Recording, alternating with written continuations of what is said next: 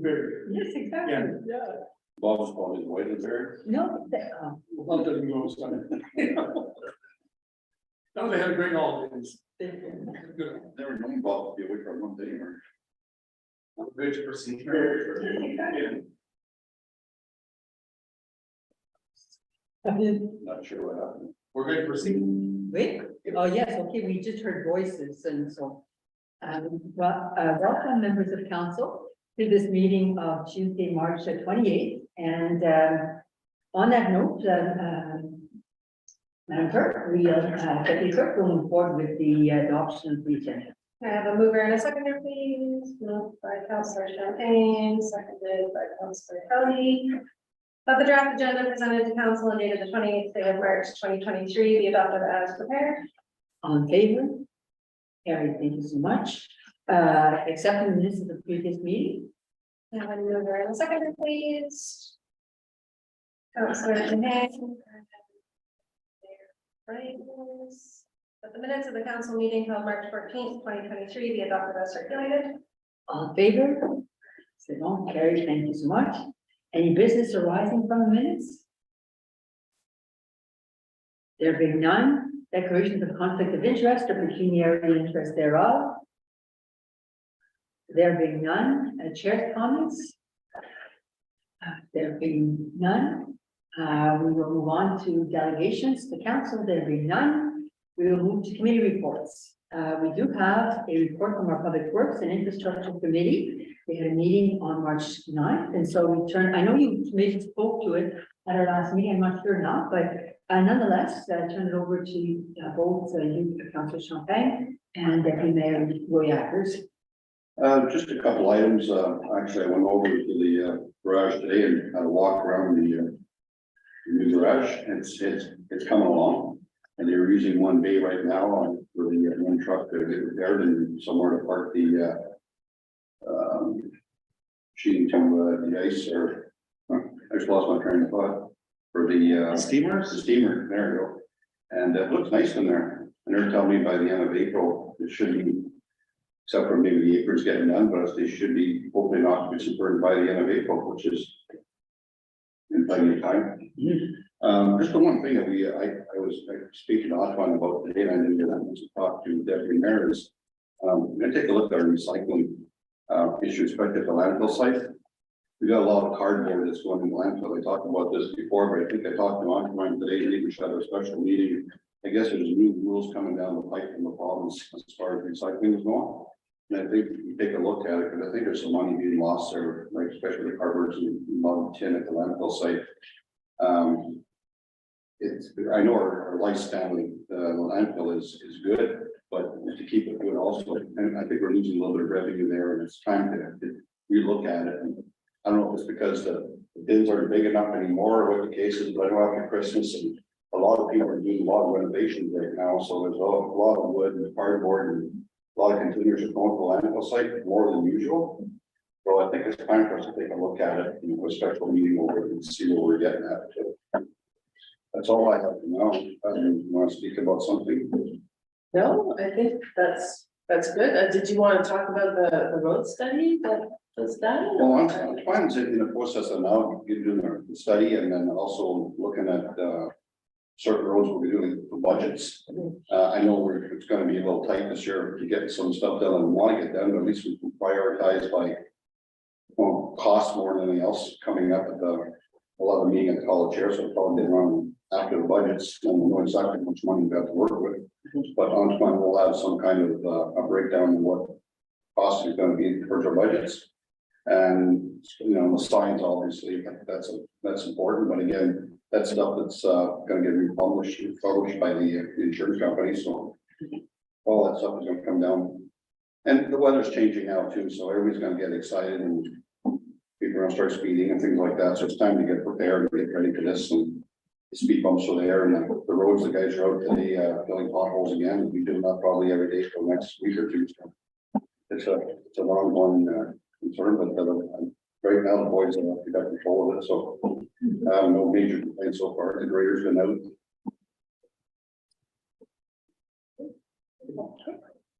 Any questions? Thank you so much. Okay, so we move forward to, there was no community and emergency management committee, no fire and emergency services committee, no planning. There was a planning advisory, sorry. Yeah. So we move to that. Councilor Kelly. Sure. Actually, it was a long meeting for just one item, but the contentious issue, it's to do with past history. And we can't name names, obviously, but we put it back to both parties involved to see if they could be deferred. To see if they could settle it amongst themselves, and if not, then we're gonna address it next week. And then we'll be going to report back and recommendation comes. So hopefully it works itself out, and if not, we'll have to make a decision. Thank you. Further comments? No? Thank you so much. We move to, I do want to say a quick word about Recreation, Parks and Culture Committee, and do help me out, both Mr. Curtin. It's the Volunteer Recognition Award. It's been posted, and basically the municipality is calling for nominations to recognize volunteers in our community. And we have until April, I think it's the 14th to submit nominations. And so I encourage everyone to take a close look. I was thinking that it should also be posted on our website. It's on our Facebook. I believe it's going to be because I saw an email where Jenna was contacting Kim in the office Perfect, to do the postings. perfect. We'll double check that. Okay, perfect. So I don't know if you'd like to add anything else, but it is an important recognition. And so if you have an opportunity to take a look at it and to submit and names, that would be wonderful. As well, I do want to mention, though, as part of these recognition awards, we also have both the sports recognition program and the Sports Hall of Fame. And that will be coming just a little later this summer, and it's aimed for the fall for the recognition. So at this point, it's volunteer recognition. Anyone that's involved in any activity in our community that you feel should be recognized, please move forward. On the weekly report on Friday, we'll share the form and the policy with council. Perfect. On that note, we turn to Economic Development Committee and Deputy Mayor Roy Akers. I think you had a busy meeting. You did. It's supposed to be an hour and it was an hour and a half. We had a really great presentation for the trade show that is coming up, and the deadline, I think, for Early bird. yes, for the early bird is the 31st on Friday. So anybody who wants to be at the trade show. So a couple of things came up that the council wanted, or the committee wanted me to bring to council. Number one was goals for the trade show. So one of the committee members has gone to lots of trade shows where it's between the trades. So it's kitchens meeting house builders, meeting carpenters, and that sort of thing. When he was looking through that presentation for the trade show, he goes, is this really a trade show? Is it more of a community event? And so, and they were talking about kids' games and different activities. So nothing to be decided now, but something to think about is they really wanted council to say what the goal of the trade show was. Was it for the trades, or was it a community event? Would it be better to sort of switch it to a home and garden show? Any ideas? Yeah. I would say, Mrs. Racine, and we'll turn over to Councilor Kelly. Yeah, Mayor Rockford, I want to just add some context, just the Deputy Mayor brings it up, and she's new on council, but the first trade show, let's just rewind back. First trade show was an opportunity for local businesses to get exposure.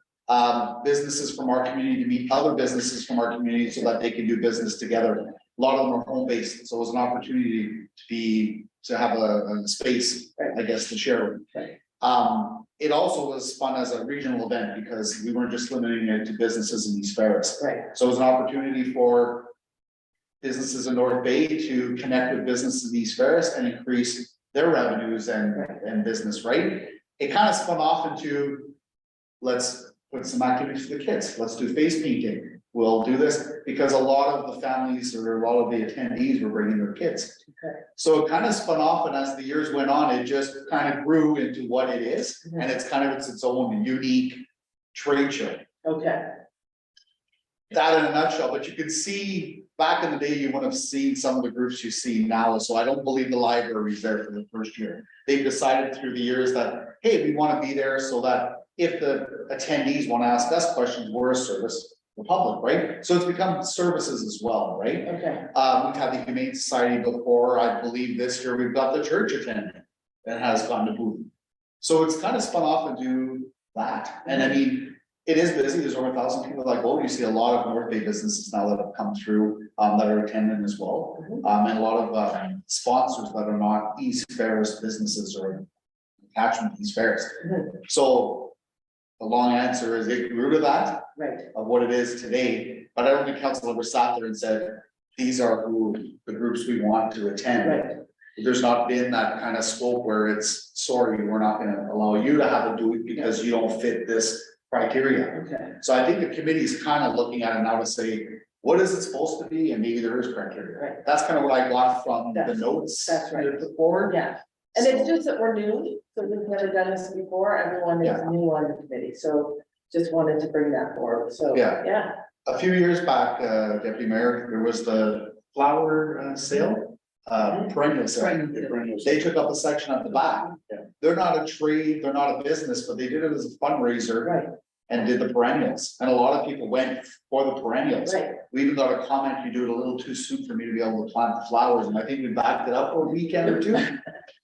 To accommodate that. So it's kind of become its unique East Ferris kind of event, okay. but yeah, that's all I have. Yeah, so exactly, it was pretty much, you nailed it.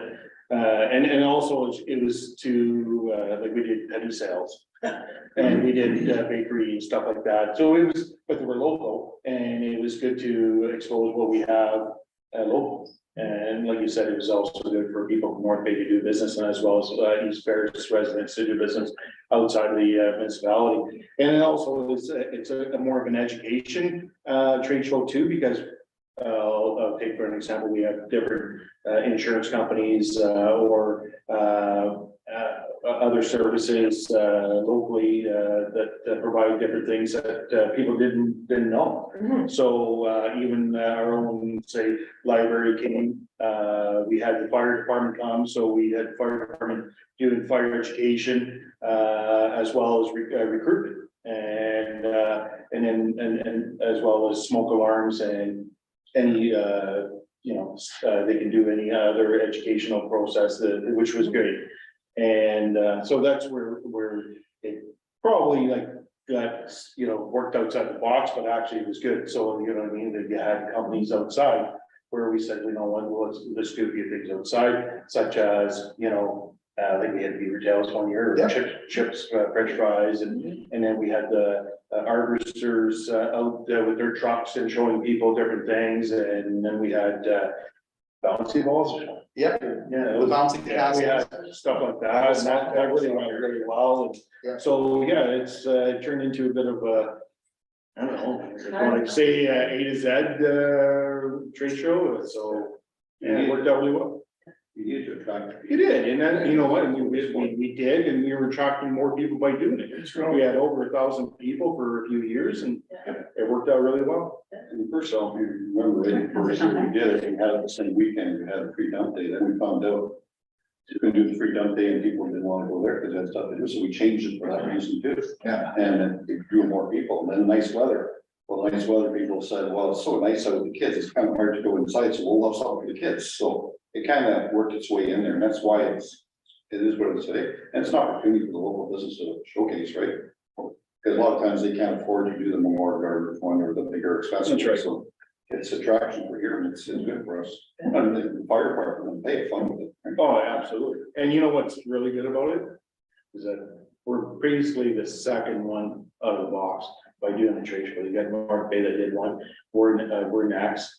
I think after that is South River, Sunridge or something like that, it's got theirs or something like that, and then So it's good that we got, you know, the second one, and it's still early spring, and it's still, you know, mucky, and, you know, you still, but you can't do a heck of a lot, but, yeah, so anyway, it's good, it's a good creature at a trade show. Yeah, and I don't think anybody wants to change it, it's just more or less. Is it a trade show? No, I we're think just trying, that- we're not trying to say that either, Yeah. we're just trying to explain to you what Yeah, encompassed the Yeah. trade show and how it all came about. yeah, yeah. You asked, so. Yeah, no, I did, and, yeah, I guess it could be East Ferris unique. Yeah, I don't know. Okay, so Councillor Kelly. And trade show like no other. Yeah, no, and everybody's right, like it's a combination of trade show, county fair. Quite frankly, I mean, that's true of most rural communities, because wherever you get a lot of people that know each other and related together. Some of them go for different reasons. Yeah. You know, and I mean, and you talked about advertising, remember the first time the Fresh Mart went, I think you didn't know that the Fresh Mart catered. And so it opened doors that were previously not open. Did its job, but it's a meeting place. So if that, Many things for many people. yeah, so that definition or goal might come up again as we sort of do sort of a analysis of it and just to be open to that. So one issue that came up again was, so there's four issues, so that was one of them. One was youth entrepreneurship. So I kind of assumed we allow youth entrepreneurs to come for free, but then it was debated whether we should, because it's part of being in a business, is that you pay for this. And so just wanted to get anybody's ideas, and Karen Jones Consulting is looking into this and investigating and what this will look like in the trade show, but this was brought up a couple times by parents and by other people on the council that youth entrepreneurs would like to be involved and what that might look like. So if anybody has any strong opinions, should they be free or should they pay? Certainly, I mean, we're in good hands with Karen Jones, that's been our partner, I think right from the get-go, day one. And they're outstanding in organizing and supporting a community and trying to understand. And so through their research, if they do identify innovative ways that communities involve youth entrepreneurs, that might be certainly a good starting point.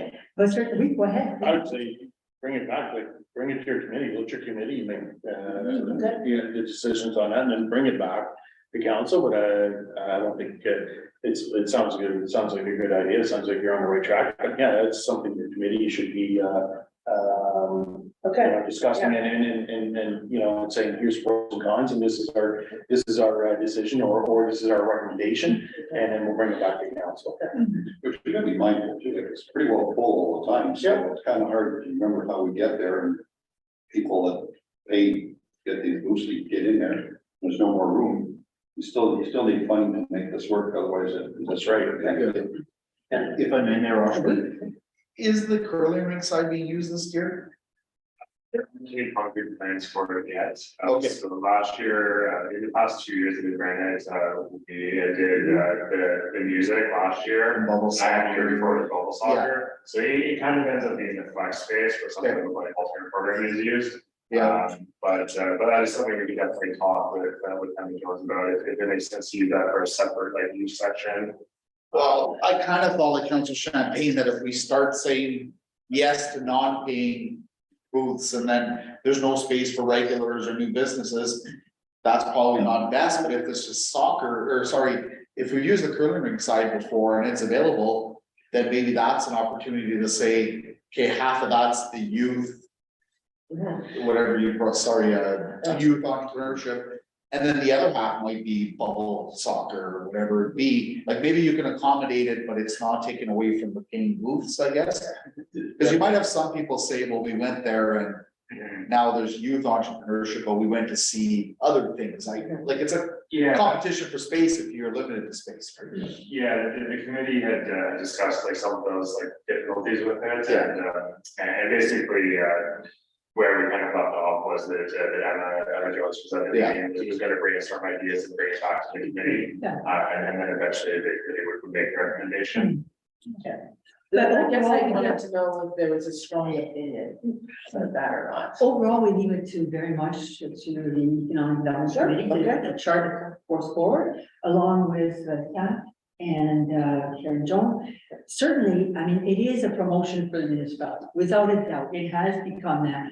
And it has served us well, and so in that note, definitely I'd say, it was good that you wrote, I wanted to say that to you, that in their reactors, you know, you wrote to all of us before this meeting to say that you'd be bringing this forward, so that we could reflect on it. I thought that was really well done, so it's really well done. Last year as well, we've always had booths for special situations. For example, last year we had a booth for the Ukrainian family that had come to our community, so that we could do fundraising for them, so that they could buy a vehicle. So every year we've had these sort of events. Last year as well, we had the Addition Youth Committee that was present, and they did run around and they did some activities to raise the profile of their committee. So there's different things that have gone on over the years. They change every year, but to be creative, to be new ideas, to bring people in. I mean, that certainly is the goal, because there's so many things that are going on in every community. So to draw people is always a challenge, and that ultimately is what we also want, right? Is that, okay, anyway, we seem to have outstanding ideas, so great. Okay, good. Well, the third point probably is the same thing. So I'll just say that council, so it was basically, when I wasn't here, you had a conversation with the Yes. Palliative Care Yes. Network So that's an and example. offered them a free booth, right? And so we were kind of going, is that a because Nico, is it Nico? Is a nonprofit. Yeah, but They're paying, they're charitable. So it's kind of like making sure we have the right story. correct. Say what so we'll work that out in council. The fourth one was, there is a conference, the CRRBC Eastern Conference. I think, it was also called the Digital Divide. So it's all about broadband, and it's in Canadore College, in May 10th and 11th, I think it is, or 9th and 10th. And the early bird is April 21st. Our meeting, because we're gonna talk about it at the committee, and it was deferred to the next meeting, but then that's after the early bird. So I don't know if people are interested in that conference, and whether we should send somebody to go to the conference. But it's funny that it's an interesting topic to bring forward, because at the same time, the municipality had a leadership that I should let you go ahead, our CEO on this note. Sure, Mayor Ashford. First, here's the top part. In the past, we've not had committee members attend conferences. We made one exception when the first conference came out. It was Digital Divide. It had a different name to it.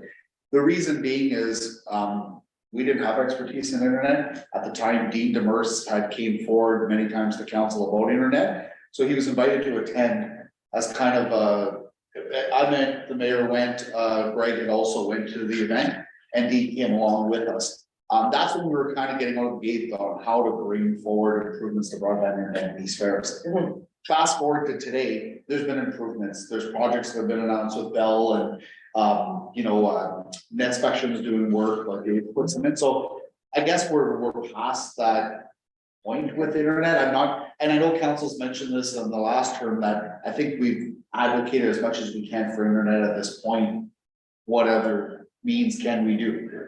I guess then, if you start allowing committee members going to conferences, how do you budget for it? How do you say, like, I'll give you an example, there's a New York conference, we've got 5 members on Parks and Rec, if they all want to go, how do you start saying yes and no and putting parameters around it in the budget? Because we've already got like staff, like historically, before Dean came to just say that conference, it's been council members and managers that went to conferences, basically, right? So that'll just give you the history, and then it's up to council to decide how they want to go forward with committee members wanting to attend conferences, right? But further to that, we could also add the fact that we've invited Bell to our council meeting. Yes. And actually, so- they've answered now, they're coming on April 11th. So we're gonna have direct, so that would be a good evening if Mr. Dennis, for example, and other members of the community that are interested in internet. Have they? Yeah, so- Yeah, so I reached out to Matt Henderson, who's come to council in the past. He's available now to come to a council meeting and speak to the project on April 11th, and he can speak to the scope as well. Okay. I am meeting with Matt Thursday this week for about a half an hour, just to talk about the project and how to go about, you know, what he wants to present to council. But I basically said, bring forward, if you can, bring forward what the scope is. They're gonna want to know the info, like meat, the meat and potatoes kind of thing, right? So he has confirmed he'll be here April 11th. Do you know, To just coming in person? He is joining us by Zoom. Okay, So he is in Ottawa, okay, so he'll be joining us by Zoom. And I know he's invited 2 other members from Bell as optional attendees, so he may have a couple with him. So, Benny, that's a wonderful, that's really wonderful, actually, but it will be important to have a good, wholesome, is that a good term? Presentation on internet, we've waited for this for a long time, so it's really good, very happy to hear, Mrs. Bessie, that you've taken care of that and aligned that. So that would be important, we would say that on that date for any members of the community or committees that are interested to be present. So am I to think like that conference is just not that important right now? that's up to council, like I know as staff, like I don't think Greg's going to attend or I'm going to. I mean, we did the one in the past. I'm just not sure what we're gaining from it, I guess, to be able to bring back to the municipality and say we should do ABC, when I'm not sure there's any more steps forward with the internet. Okay. I know the community in the past has been very big on broadband improvements, but unless you get funding from the government or Bell steps up to the plate or another internet service provider, I don't think council's willing to borrow millions of dollars to put in internet infrastructure, right? And that's what the talk was the last term. That I think we're at the point of how much more advocating can council do for internet, especially if there's no provincial or federal programs. Like the one that Bell applied to was the last program that we're aware of that funds were available. So that's why I think it's important for Bell to come and speak to that project. And it was fiber to the home was the project. Thank you. A lot of time and effort has been spent by various provincial agencies, including Phenom, Northern Ontario, advocating for the use. And until the government puts their wallet where their talk is, there's really nothing to be done. But it's been recognized by everyone, including the federal government, that Canada has to catch up as far as infrastructure goes. So it's all completely the other hand. So all these little conferences, they're great and so forth, but they're not meaningful without federal and provincial one. But there's always, if we go to OGRA, we go to AMO, we go to Columbia, there's always a section on it at the time anyway, so you're just kind of, you're double.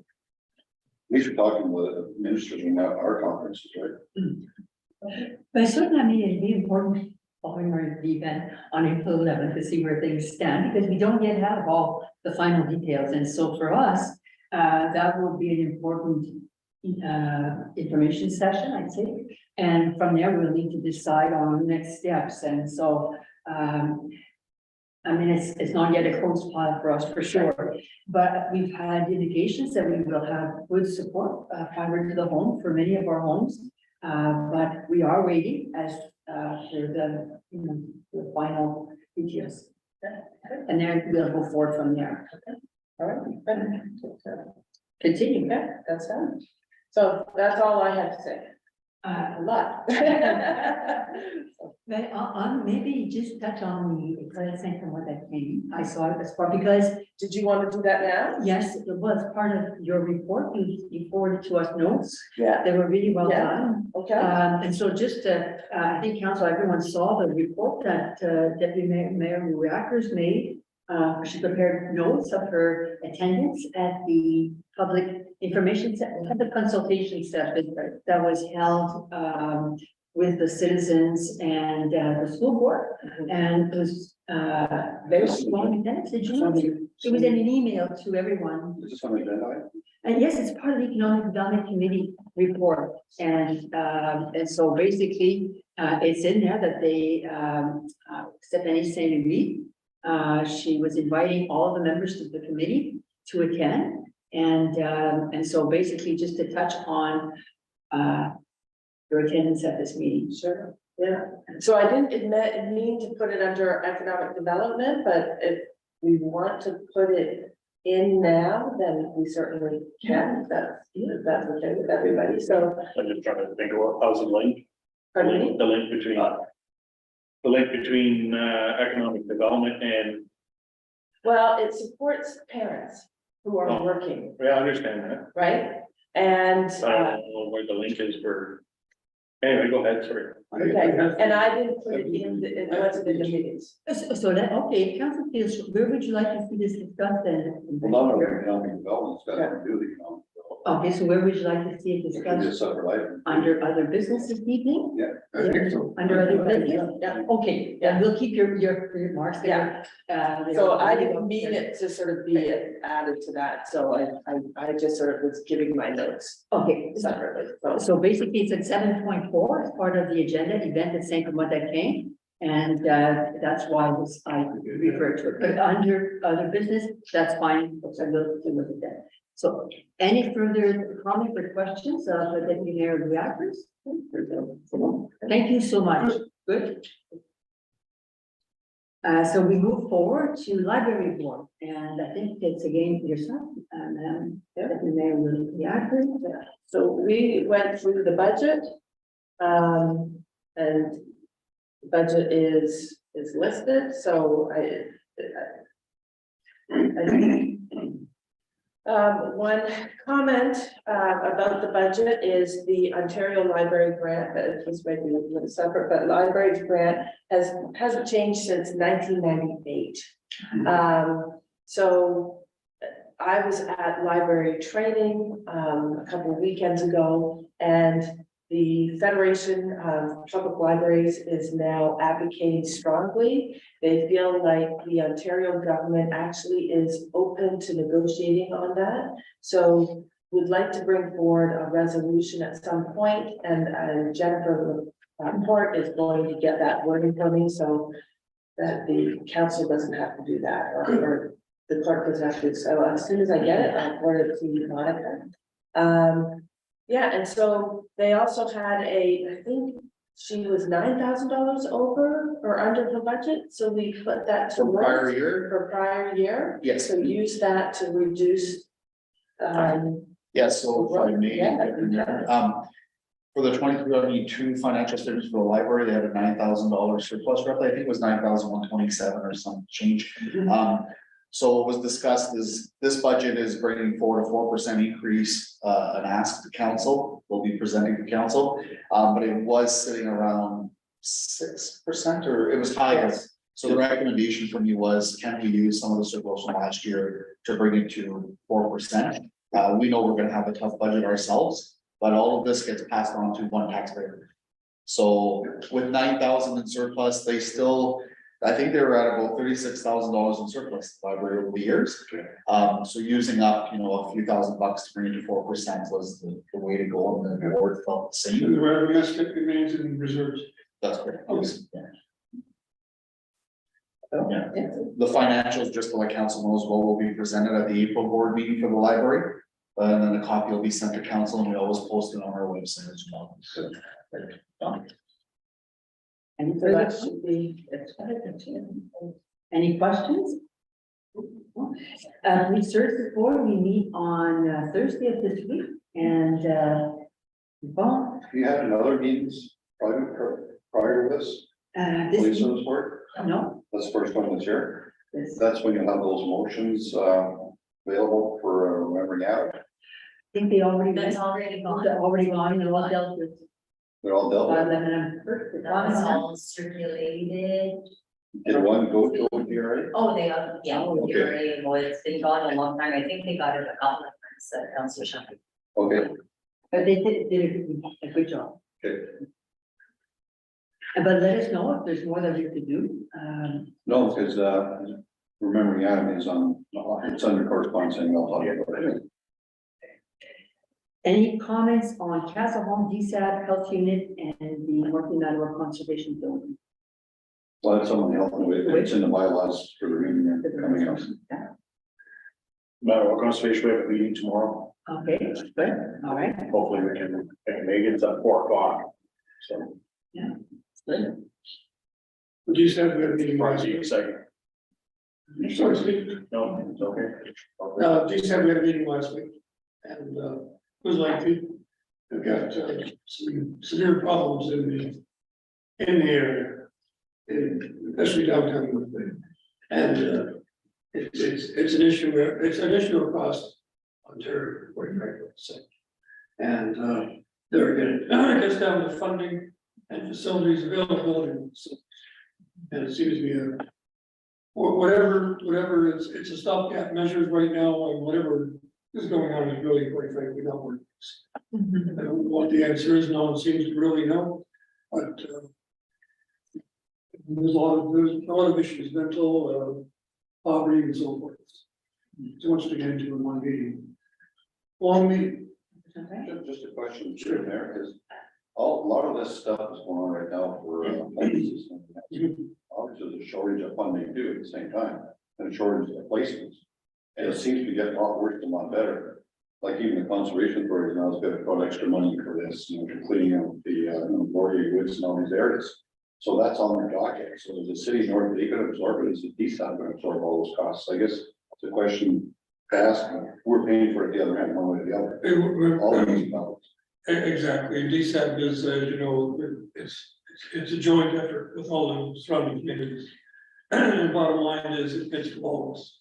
Somebody at one point has to draw a line in the sand, so okay, enough is enough, here, something's gotta get done. And hopefully it comes to that, because even through the health, and we're talking about, healthy eating there, and all these issues, it's all part and parcel. It is, And I know the federal government today let out the budget on, giving extra money for families and stuff, but $200 or $300 is not the answer. no, This is a one-time funding, and I didn't break it all down to see what it looks like, but it all has to do with DSAP, it all has to do with the municipality, it also has to do with healthy eating, and people have to afford to do something here, so otherwise, something. it's cost of living. And unfortunately, wages in a lot of areas haven't kept up. And I mean, it doesn't matter, I've talked to people as far north as Echo Bay, Campus Casey, Moonbeam, everybody's got homes. And there's a lack of facilities, and there's a lack of people with groups over there. I don't know what the answer is, I really don't. But what we've got right now is not working. And Steve, if I may, you would know better than anybody, you deal with it on a daily basis. Some of the, Yeah, that's a long rabbit hole conversation, so. Exactly. We'll see.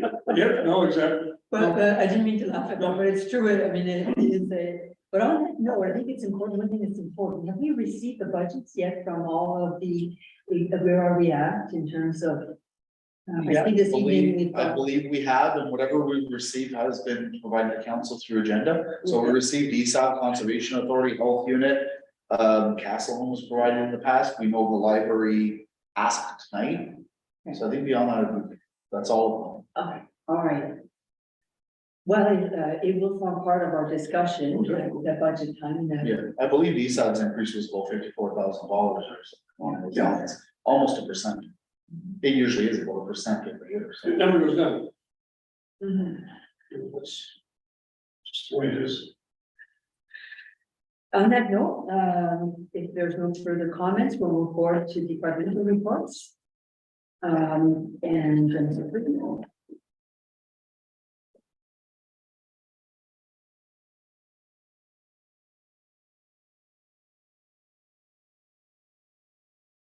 Mayor Usher. Stephen Council. Doing great. So I have two reports tonight. I'll start off with the first one about parkland dedication. So this report basically stems from the recently passed Bill 23 that had the broad sweeping planning changes, changes to the Conservation Authorities Act, and a number of other legislative changes.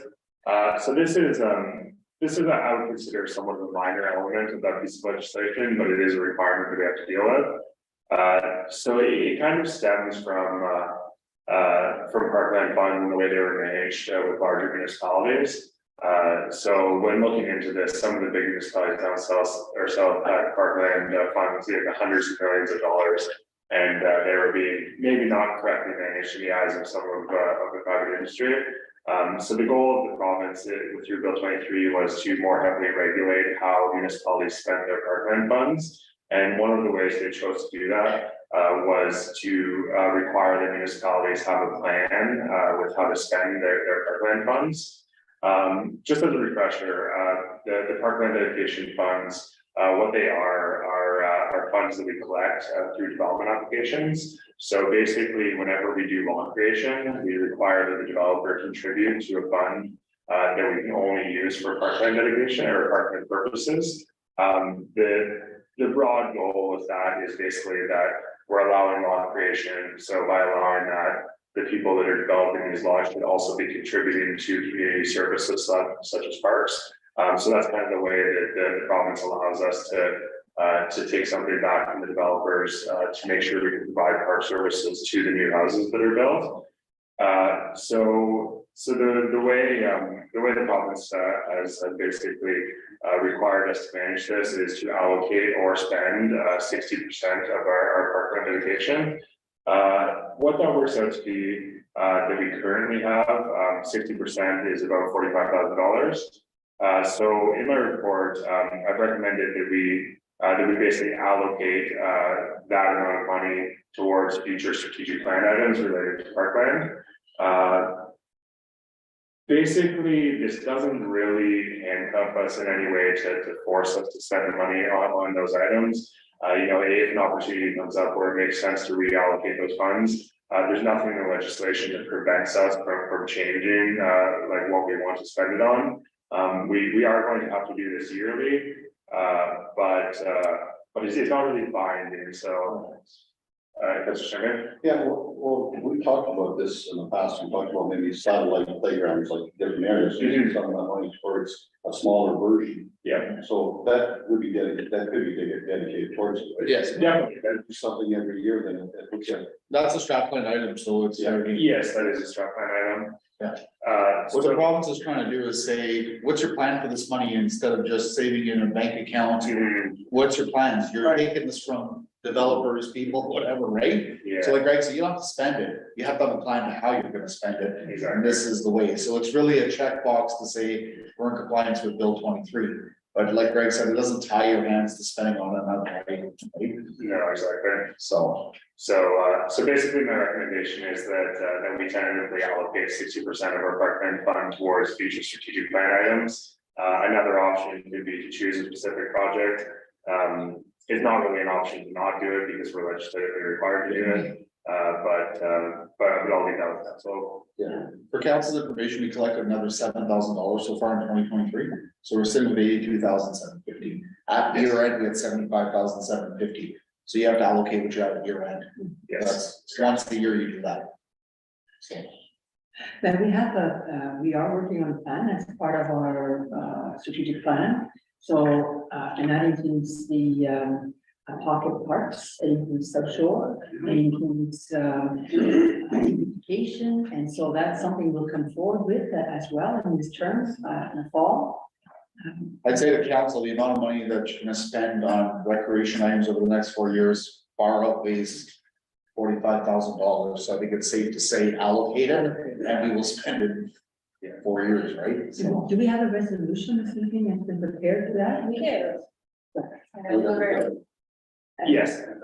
But you're gonna table it and we'll open it up to final questions. I have a mover in a second. Councilor Champagne and Councilor Trahan. Council for the municipality of East Ferris accepts the recommendation from the Director of Community Services contained in report number plan 2023-03 and approved to allocate 60%, $45,450 of the existing parkland funds towards the parkland related items in the 2023 to 2026 East Ferris strategic plan. Any further comments before we vote on this item? All in favor? Volunteer, thank you so much. And then we move to report number 2023-04. Thank you, Mayor Rushford. So this report is actually a follow-up to an item that came before council on the June 22nd, 2021 meeting. So just about 2 years ago now. This road allowance, that Ms. Magnuson is requesting to purchase was deemed surplus by council, through a resolution at the June 2022 or June 22nd, 2021 meeting. At that time, we had circulated the road allowance request for comment to our Director of Public Works. And we discussed the need for that piece of property for future municipal development. And it was determined that it was not needed and therefore deemed surplus. Between then and now, the original person who had made the request about deeming the property surplus chose not to move forward on purchasing the property that would have been serviced by this road allowance. And since then, Danielle Magnuson, whose application is before you, she has acquired the property off the end of Scottsfield Road. She also resides on Scottsfield Road on a different property that is adjacent to this one. So her goal is basically to pick up the request that was made by a lady named Darlene Gould at the last meeting and purchase the section of road allowance to access the property that she ultimately purchased. What size of property is like what total line? An acre or 2 acres? The section of road allowance. Yeah. So the road allowance section itself is the standard width of 66 feet. And I do have my mapping open here right now, so I can give you an exact measurement. They will have to survey. They will have to have it surveyed as is always requirement, but the length of it. Is it? It's not the, That's the calendar. yeah, Yes. yeah, I know. With the Where, is that cemetery. the road where the cemetery is? You turn right, straight, you turn right. Oh, turn right, okay, yeah, okay. The one that the cemetery goes straight, it goes with that. end. Yes. So the road allowance, Councilor Champagne is about 550 meters long. So big chunk of land. So is that something that can be used for snowmobiling at some date? Like, I'm just thinking outside the box here. No problem. So when we reviewed it with our Director of Public Works, Antoine, in 2021, basically because of it ending at the railway tracks and because of the topography along it, it was determined that it has no viable connections and no viable extension for a road in the future either. So that was the main reason why it was in surplus in 2021. I just want to make sure it's nothing. No, it's a good Roads looking for snowmobile trails, the way to get somewhere, right? That's a good question. Any further questions before we? Mover and a seconder, please. Councilor Kelly and Mayor Roy. That council for the municipality of East Ferris accepts the recommendation from the Director of Community Services contained in report plan 2023-04 and approve the request to purchase a section of unopened road allowance by Danielle Magnuson in accordance with the policies contained within bylaw number 2218. And that council acknowledged that the section of road allowance was deemed surplus on June 22nd, 2021 by council resolution 2021-29. All in favor? C'est bon, carried. Thank you so much. Thank you. Thank you. With that said, we now move to, there's no notice of motions bylaws. This will be the, fees and charges bylaw, the third reading. Did you receive any comments from any members of council and no comments from members of council? No. Okay, on that note, may we propose the announcement? Mover and a seconder, please. Councilor Graham and Mayor Roy. That bylaw number 2023-11 being a bylaw to establish fees and charges for services or use of municipal property, be read a third time and passed this 28th day of March 2023. And that said bylaw be signed by the mayor and clerk and sealed with the seal of the corporation. Any further questions or comments before we vote?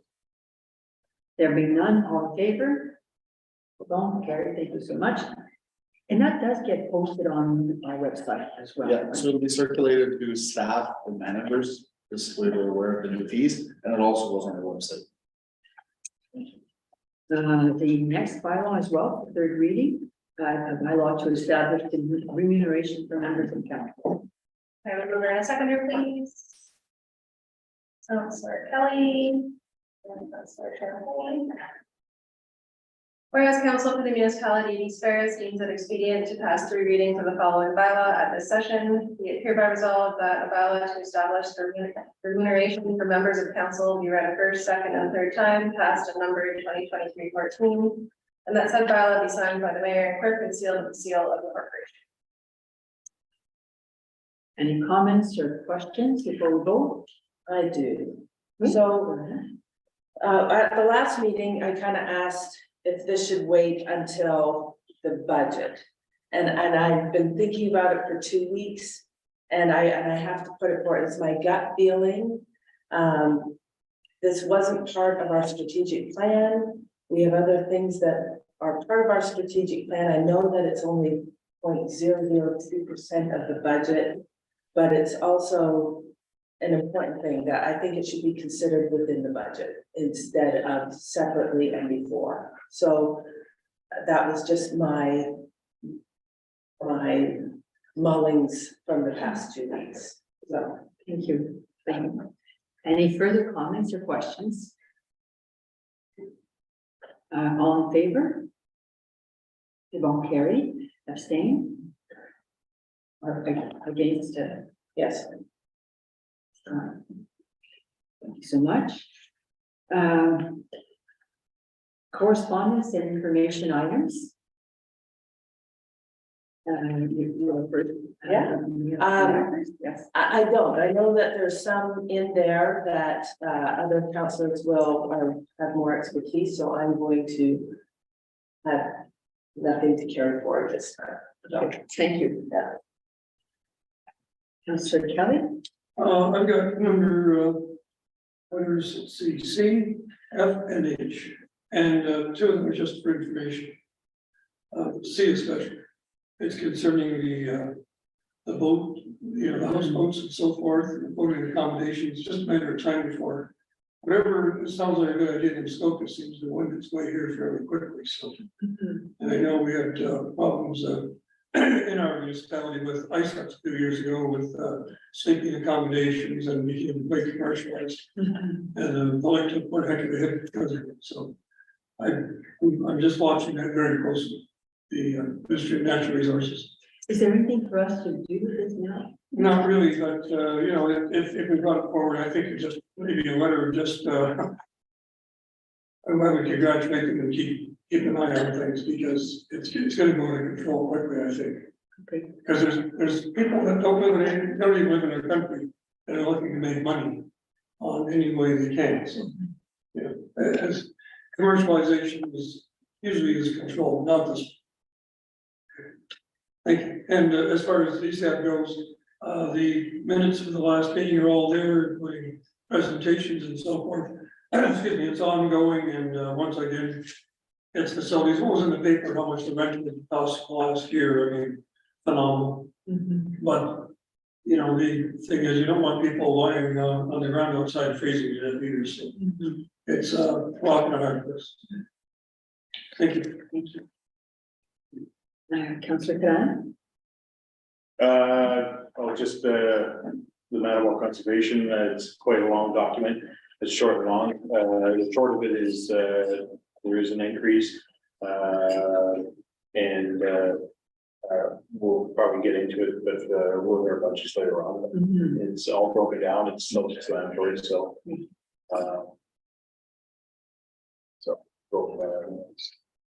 Any questions about that? do we have to make they had a request for the ski hill capital cost. Do we have to add that to, is that budget or is that Yeah. something you I'll let decide now? or- James speak about it, but So the levies, we have control over. They're allowed through legislation to mandate that 57,275. The reason they call the ski hill capital cost and ask is they have no legislation that allows them to levy it. It's because they own the ski hill assets, basically. So a few years back, and I'm talking 6 to 7 years ago, I would think now, they came to council and said it's about $65,000 a year they want to put in reserve for the capital equipment. And what they did is they levied it out, or not levied, I should use that term, but they based the amount of the ask for municipality based on assessment. So at the time, we were $3,866. So the first year, council said yes, paid it, the next year, they said no. And then every other year after that, it was brought back to the table, the budget after, and every year since then, we've paid it. This year is the first time it's gone up to $4,065, which tells me they've rejigged the numbers. It's still 65,000, but they've looked at the assessment figures and realized we've got growth. So it's gone from 3,866 to 4,065 is my guess on that value, because that's a new value. So what I tend to do, Deputy Mayor, is I put the 4,065, add it to 57,000 at budget. And if council doesn't want to pay the ski hill ask, it's their prerogative.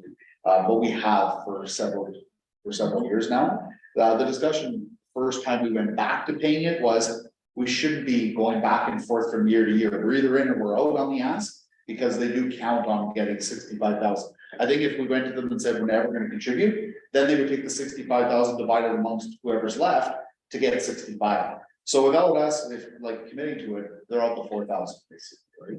So if council wanted to say we're never gonna pay it, then they would redistribute it. So that's the history on that, but we do just add the budget we've been paying it. There's a Councillor list Sharp. on there also called our assets on the document. And so there's like, I say around 8 or 9 different assets that you know, goes against the money towards those assets and also, so. Yeah. Councillor Champagne. Yeah, the presentation that you're talking about, Jason, is back in the day when Ski Hill shouldn't really belong to the city of North Bay, but there was a presentation saying a lot of people use fares to use the ski hill. And that's their rationale behind it, and I understand it, but at the end of the day, the cost of that building and cost of everything that's going on right now, and Steve's gonna contest this, we have the budget time, they're gonna have a hard time this year because the maintenance on that building is gonna get outrageous shorter than sooner than later. And they have to decide at one point, this building is way too big for conservation or it needs. The only thing that, in my mind, the only reason that's happening right now is because the conservation authority is there, conservation authority is there, they're running the ski hill. If they weren't there, the city of North Bay would be running, like who's called spade spade. And it's gonna be some issues coming up, and I think the board is on top of it, I know the chair is on top of it, so I don't want to speak out of the box, but there is issues coming up, and unfortunately, it's gonna come to head soon. Referring to that presentation, the pitch was, it's a regional asset. Other communities are using it, it's just located in North Bay. But we did it in the past, what happened, we also had the Mattawa Ski Hill on our docket. We finally said, okay, well, not taking up, I know it's district of Nipissing, but we can't afford to run ski hills. And the one in the city of North Bay, it was all part of the program, and Bill Beckett was the chair that, you know, lump of money, we're gonna look after the ski hill in North Bay, we're gonna build this, Taj Mahal, and it's gonna go, well, it's like a one-time funding. Yeah. And at the end, maintenance, the ski hill's gotta get redone, you know, they gotta change the chairs, they got. That keeps going, right? It's a slippery slope because there's a lot of assets that can be considered a regional asset. Our community members go elsewhere and others come to our community. Where do you draw the line on that, right? Like, are you gonna have a calendar now saying we gotta maintain our splash pad and it's a regional asset, other municipalities come, we're gonna levy, like. That's the tough part, so if you keep going, you're gonna be paying into a lot of assets. It's a great asset in one way, but on the other hand, you get a year with no snow, you're all in trouble. Yeah. You get great with snow than you spend, so again, Steve's guys work out for me. Well, they're looking at different things right now to do, like they're doing, they wanna look at the bike trails, you know. They got a bunch of other ideas and stuff that they're trying to recruit money all for season. So. But they gotta redo the, on the hill, Yeah. Chalet's gotta get redone, that's a big dollar. Oh, I know. Yeah. And that should be, anyway. Yeah. Enough said about it. Maybe you'll have a report first. Well, I mean, That's answering your question at the end of the day, that's why it doesn't sound like much, but when you put a part of the other pies, it's where, I know the city where they share is of that 53,000, but they gotta. It's on. It's on here, yeah. I don't know. maybe let's not go in that tonight. Let's, we're going to be discussing this at our budget. Yeah. But this is a good entry on the top to think about it, to reflect on it, and to prepare for that discussion, because I think we do know this year we're going to be counting. Oh, yeah. 51,500 is no pages. Yeah. Anyway, that's all I have there. So that's good, yeah, that's excellent. Okay, Councilor Champagne. Yeah, and where are we? Two items. One, I'm not sure about this one here. This one about Ministry of Natural Resources. The proposal for, you're pointing your finger at something. Councilor Kelly touched on it, yeah, Yeah, yeah, go ahead. Okay, go ahead. yeah, like I don't understand the 21 days and all that stuff. Is somebody kind of explain to me what they're talking about? Like you're saying you're gonna be on the lake for 21 days or 7 days calendar year, that you're gonna have a floating house. Is that what it is? What they're doing is they've got houseboats and they're renting them as cottages. Okay, So what happened in the Muskokas, as you know, the short-term rentals, we did our short-term rentals. We got a lot of information from town at once. But they're having a heck of a time with people renting houseboats and there's no control because it's inland waters. So now they're saying, no, municipalities can make bylaws governing what goes on. It makes it in the because jurisdiction. correct if I'm wrong, do we not have to allow something to happen on Osmond saying where the guy wanted to build, or the person wanted to build a houseboat, but it wasn't near the water, but Mhm. you got a permit for it? Does that fall into that? That would not, yes, this is what and they're making laws after there's a problem. They haven't been proactive. The 21 and 7 is because right now, per location, per year, you're allowed to have a houseboat 21 days. They're saying they're going down to 7 days. So you can have a houseboat parked there 7 days in the same location, one time a year kind of thing for 7 days. Mhm. So there's attendant also rules and regs, and I'm not sure about some of those. Mhm. But right now, it's not a problem for us, but down the road it might be. Mhm. Okay, thank you. Okay, yeah, that's, The other item I had was from the, North Perth, where they were talking about their missing out, basically, school bus arms. Just for their information, our information on the conference on the Tuesday at 3:30 in the afternoon.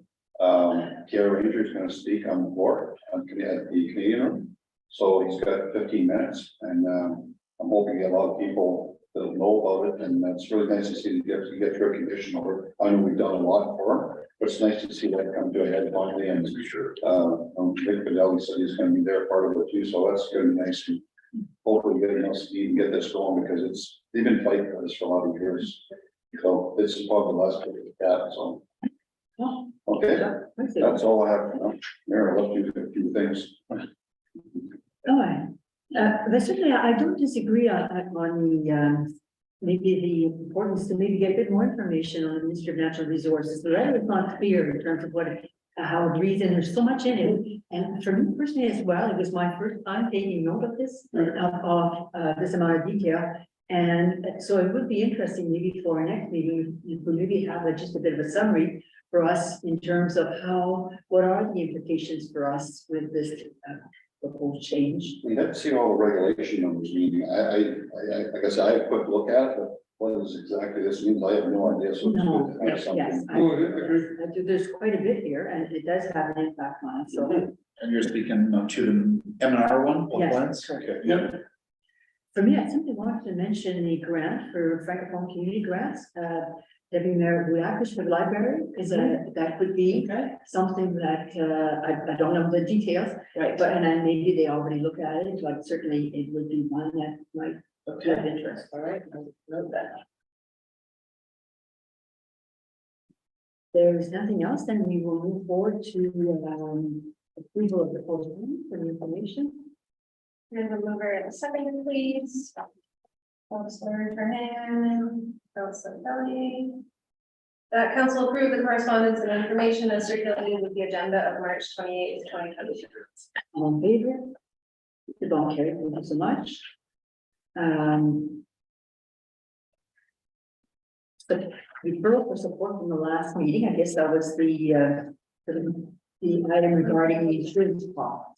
I do get it. Okay, can I have a mover and a second, please?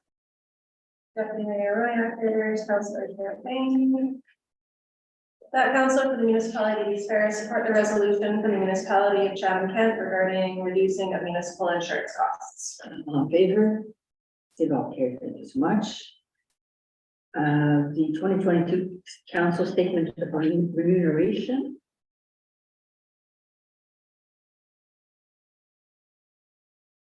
You want to touch on that, Mr. President?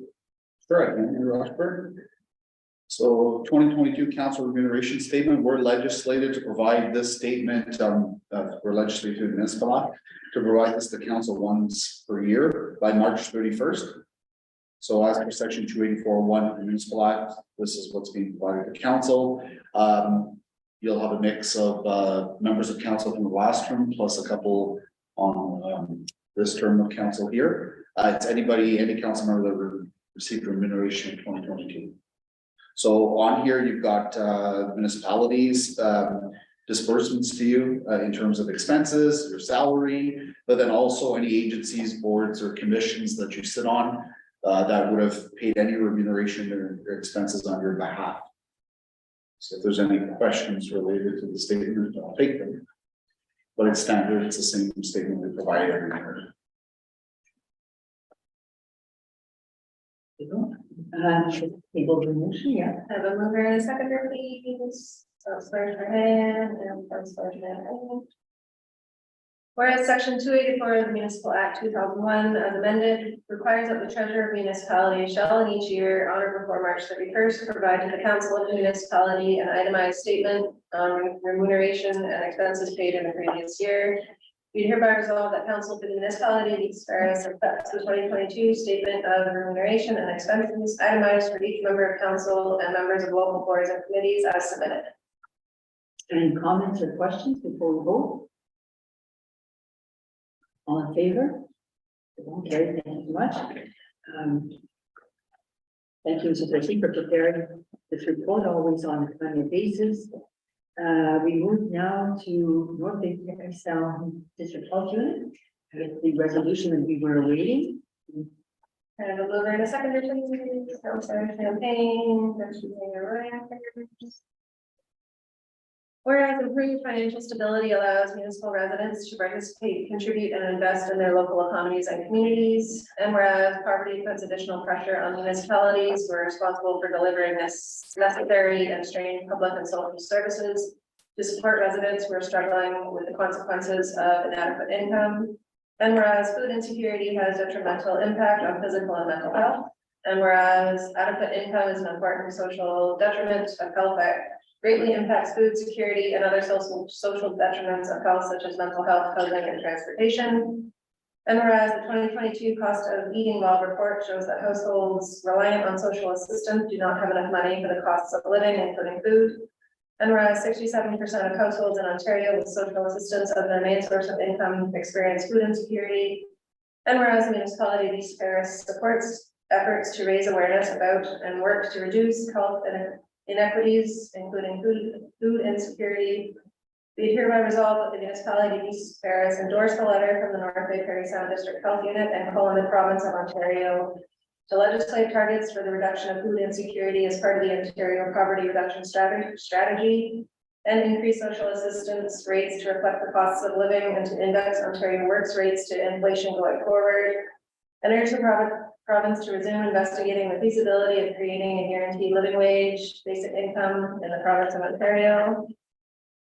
And furthermore, that the municipality of East Ferris provide correspondence of this resolution to the North Bay Prairie Sound District Health Unit, neighboring municipalities, Victor Fideli, MPP, Nipissing, Graydon Smith, MPP, Prairie Sound Muskoka, John Van Gogh, MPP, Kinesime Chakran, the Honorable Doug Ford, Premier, the Honorable Mary Lee Fullerton, Ministry of Children, Community and Social Services, the Honorable Sylvia Jones, Minister of Health, and the Association of Local Public Health Agencies, MP Anthony Noda, MP Scott Aitchison, MP Mark Saray, the Association of Municipalities of Ontario, and the Federation of Canadian Municipalities. Mary Lee Fullerton is no longer the minister. That was announced last week. Which one? Mary Lee Fullerton is no longer. You just fill in the minister's name. Yeah, just, she resigned. On that note, any comments or questions before we vote? I know it's a lengthy motion, but at the end of the day, we've been waiting for it, and I know some discussions were happening today with the new budgets and that, but everyone's got to be aware of what's going on now, so this is basically put in black and white, and That's what the board decided on the chair and that's the motion, so here it is, and thank you for your support. Any further comments or questions? Bob? All in favor? C'est bon, carried. Thank you so much. And thank you, Councilor Champagne, for your work with the health unit, with wonderful. On that note, we move to approval of accounts payable, and I believe the accounts payable this evening were placed on the center table. And so, as we prepare to forward a resolution. And a mover and a seconder, please. Counselor Graham, Counselor Kelly. That council approved the general accounts for the municipality of East Paris as indicated in the check register dated March 28th, 2023, in the amount of $1,156,135.58. Any questions or comments? So on that note, all in favor? Thank you so much. Now we come to other business, and while we had not voted on this item as part of the agenda, I sense that the council wanted this item as part of other business, so we will include it. And so I sense that there's a desire to speak on this item. Last week, certainly, this is the item with respect to the Parle Saint-Amand. Last week, both Councillor Champagne and I, our CEO, met with members of the school board, the chair of the school board, and the director of the school board, and the engineer, the superintendent of engineering, and they have a term, not Fontaine. And the evening after, both Deputy Mayor Louis Akers and I attended the public consultation that was held at École Saint-Amand, and I had a very strong community presence. So with that said, I'll turn it over to council to make the comments that you would like to make. And if as part of your comments, if you have any suggestions or recommendations for the council in terms of what we might do or should do, or whether we've done enough, I think that those would certainly be welcomed as well as part of your comments. So whoever wants to go first, you're welcome to do so. I wasn't at the meetings. Yeah, well, I can go through my notes if that's would kind of give an overview. So, so back, you guys will know this history better than I. So at the old school, the enrollment was 161. So when they built the new school, they increased it by 100 to 263, I guess 102 people or 102 students. The goal is to have it at 90% utilization, so that gives them flexibility in their room. So that's 245 students. Right now, they're at 273, so they're at 102% utilization. Predictions are going up. So by 2028 to 2029, it's going to be 291. So 53 this year, 53 of the students are out of boundary. So that was one of the issues. So they have 5 solutions. One is that all of the out of boundary students go back to their designated schools. So that would then get them down to 90%, but it will go up eventually. In 2029.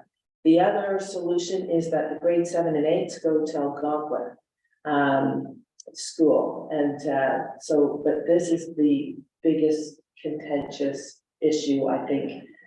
The out of boundary is one, but a lot of the parents do not want their students or their children going on a 2 to 3 hour bus ride into Algonquin. Just one question, you're talking about the 7 and 8 students, how many students are you talking about for 7 and 8? Have you got that number? I don't. Yeah. No. But of the total population, they say that about 30% now attend, so they've had the right to privilege to attend if they wanted to. But 2/3 of the parents choose to keep their their children in, school year now. So I remember that percent, right? Exactly.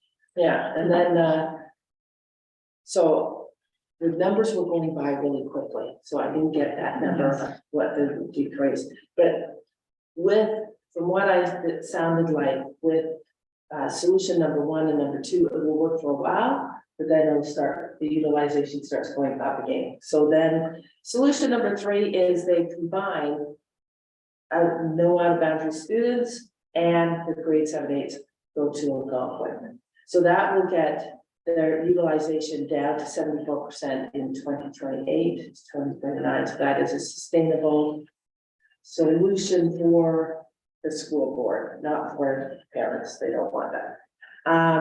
There's the 4th is that they build.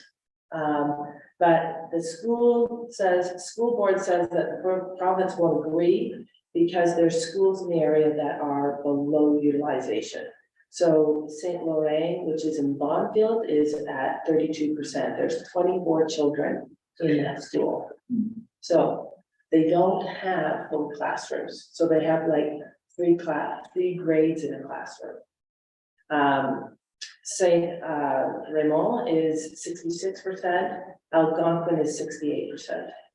So they're feeling, and so that's their solution. That is there are schools out there that could take the overflow of children. The 5th is portables, and they would need 3, and that would be $700,000 to $750,000. And again, the school board doesn't want to give that money because the students could go to another school that is underutilized. So they want to make their decision in May, and they say that they will stagger their plan for how they can, they don't have a plan yet, but they said they could stagger their plan, but it would start this September. Parents want them to hold the decision for a year so they can discuss, because they just found out about this 1st of March. Yeah, a month ago. A month ago, right? So, so they, when I talked to the parents, I said, like, are you fine with the condition being at 102%? They go, it's fine. The kids are not complaining, nobody's complaining about that. So, and then there was a suggestion that they stop now for any out of boundary families coming in.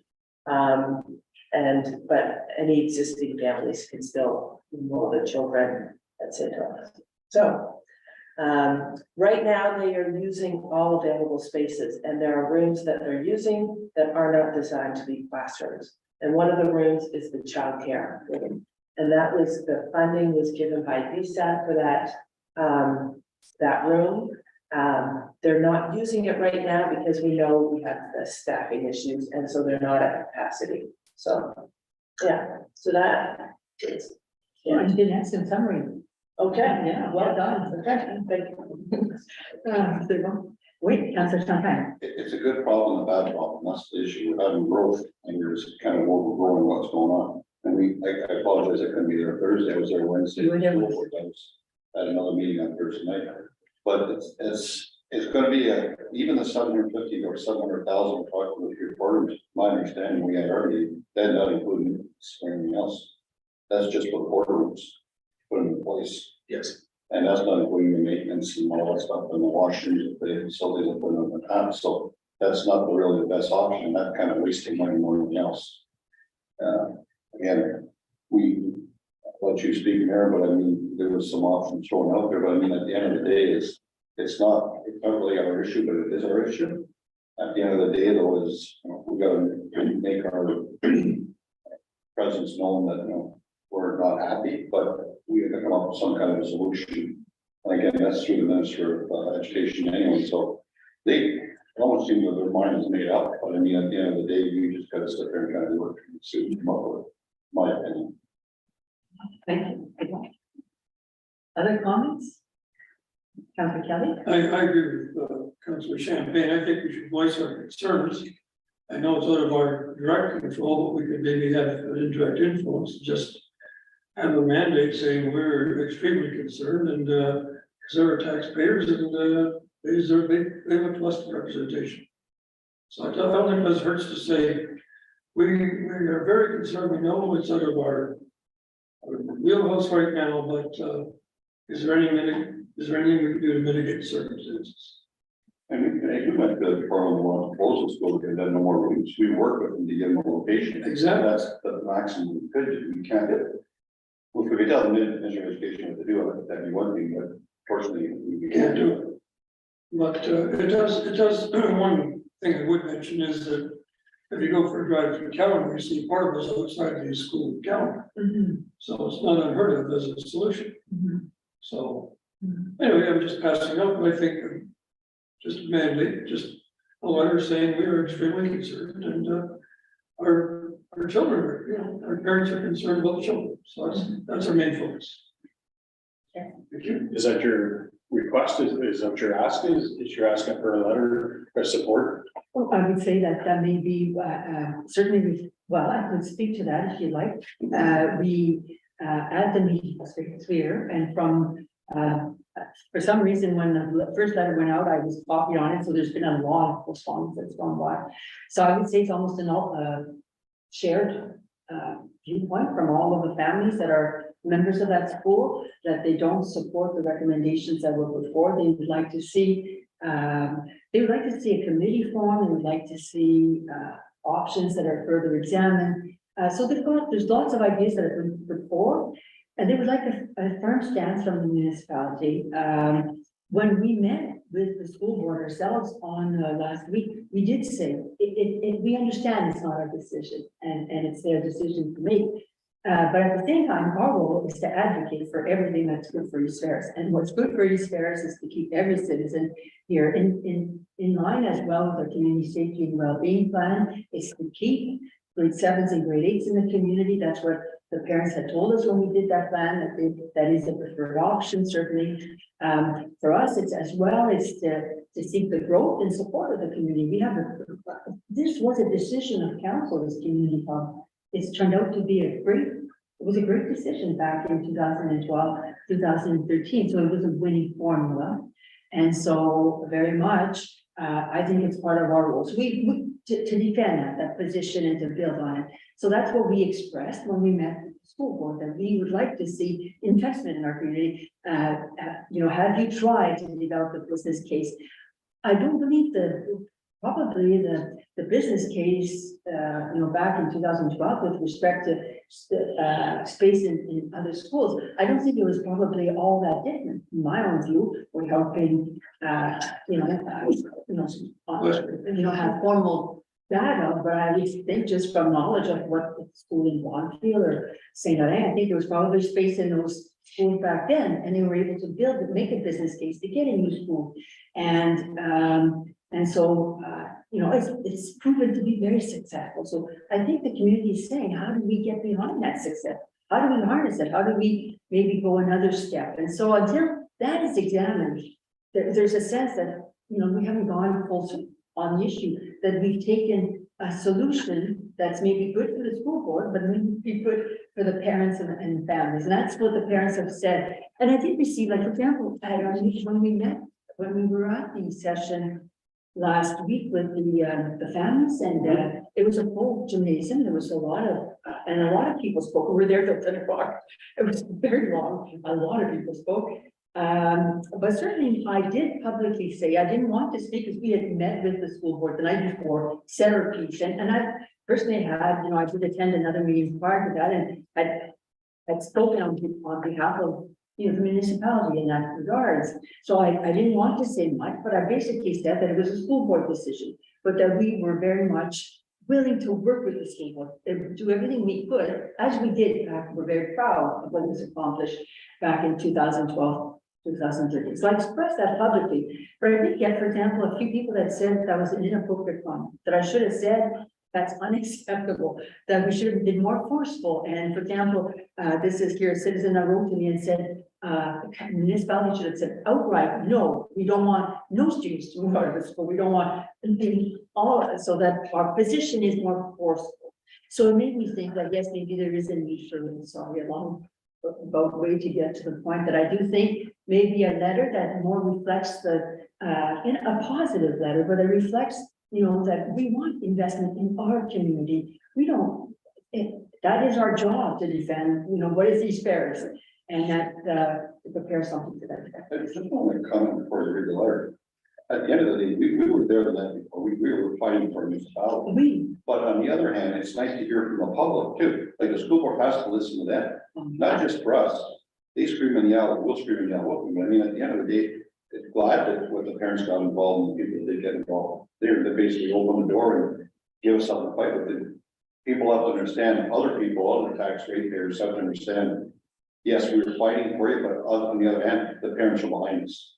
All the parents are behind us. It wasn't just a few people. I don't know what the numbers were. 102, 120. 120 people, so the fight with greater and greater people, that's what helps us fight.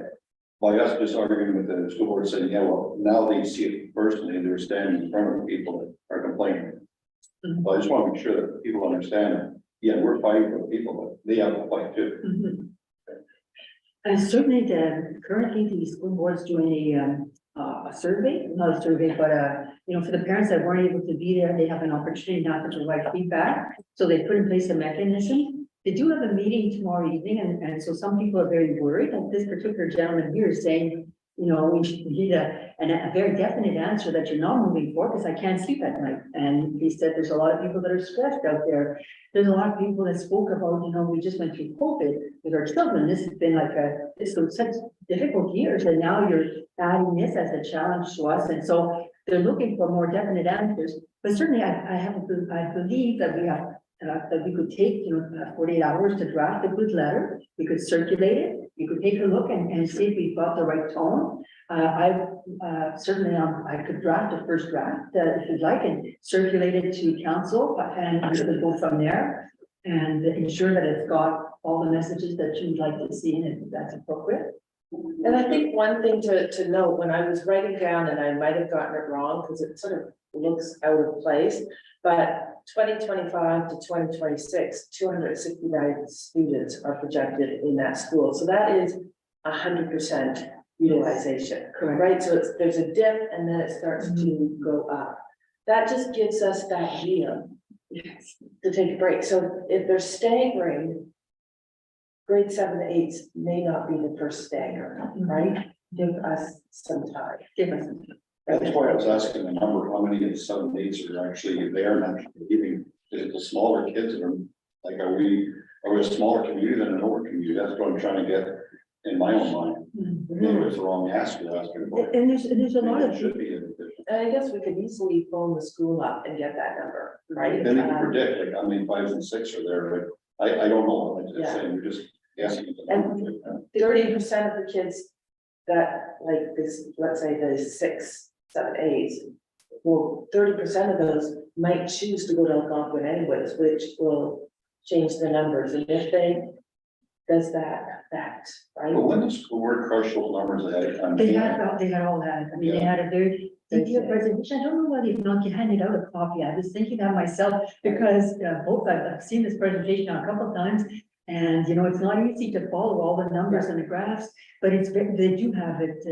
We could request it. I suspect it's not it's a public document. They've made it public, so. Presented it. so Yes, they it should be presented it, public. yeah. But you know what, I'm asking, like, it might be the grade 4s and 5s that are gonna blow everything up, so there may be no room for 7 8s. That could be, if they're not giving you that information, we're not fighting the same battle anymore. I was gonna say, like, if there's an overload of grade 7, grade 8, then there's gotta be an overload before them, right? Exactly. And that's what you're. I'm asking, I'm saying, because we don't have the true numbers. Yeah. Like, they're picking on the 7 8s, they're picking on the 7 8s, they're leaving, why are they leaving? Yeah. Because the grades 4s, 5s, and 6s are expanding, right? Okay. So we'll get those numbers and we're going. Yeah. Any further comments? No. We're going. On that note, we move to in camera. Do we have any camera? We don't. I've got a quick. You've got a quick, okay. Mover and a second, please. Councilor Champagne, Councilor Trahan. Yeah. This meeting proceeds in camera session at 7:29 PM under section 239, subsection 2 of the municipal act. In order to address a matter relating to labor relations or employee relations. All in favor? Good.